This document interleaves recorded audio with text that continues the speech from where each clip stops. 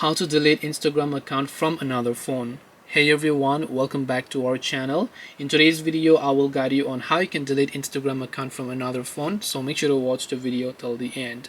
To delete your Instagram account from other phones, open up Instagram, tap the profile icon, then tap the three lines option from the top right, then go to Account Center.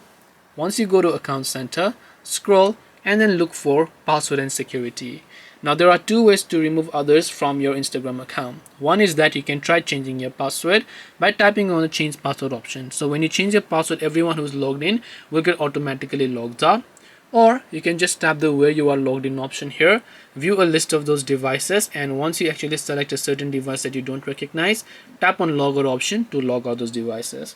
This way you can actually delete Instagram account from another phone. Hope this video was helpful. If you have got any more questions, then feel free to also leave them down below. Thank you very much for watching till the end, and see you soon in our next video.